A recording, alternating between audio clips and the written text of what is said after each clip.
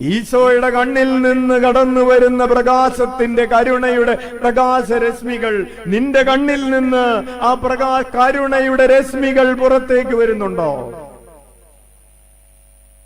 നിനക്ക് കരുണയുള്ള കണ്ണുകളുണ്ടോ എന്ന് ചോദ്യം.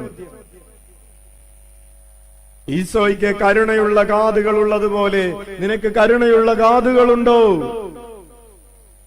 ഈശോയ്ക്ക് കരുണയുടെ വാക്കുകൾ ഉണ്ടായിരുന്നത് പോലെ നിനക്ക് കരുണയുടെ വാക്കുകളുണ്ടോ? ഈശോയ്ക്ക് ഹൃദയം പൊട്ടി ഒഴുകിയപ്പോ, ഈശോയുടെ ഹൃദയം പൊട്ടി ഒഴുകിയപ്പോ കരുണയുടെ ജലവും കരുണയുടെ രക്തവും ഒഴുകി. നിന്റെ ഹൃദയം പൊട്ടി ഒഴുകുമ്പോ കരുണയുടെ ജലമൊഴുകുമോ? കരുണയുടെ രക്തമൊഴുകുമോ?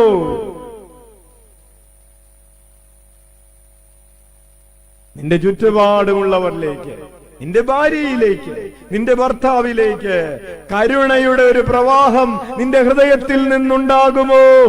ഈശോയുടെ തിരുഹൃദയത്തിൽ നിന്നൊഴുകിയ തിരുജലത്തെയും തിരുരക്തത്തെയും ധ്യാനിക്കുന്ന നമ്മൾ അറിയണം, ആ തിരുജലവും ആ തിരുരക്തവുമാണ് നമ്മളിലൂടെ ഒഴുകുന്നതെന്നും നമ്മളിലൂടെ പുറത്തേക്ക് ഒഴുകുന്നതെന്നും, നമ്മളിലൂടെ ആ തിരുജലമാണ്, ആ കരുണയുടെ ജലമാണ്, ആ കരുണയുടെ രക്തമാണ് അവരിലേക്ക് ഒഴുകേണ്ടതെന്നും ഒഴുക്കേണ്ടതെന്നും നമ്മൾ അറിയണം.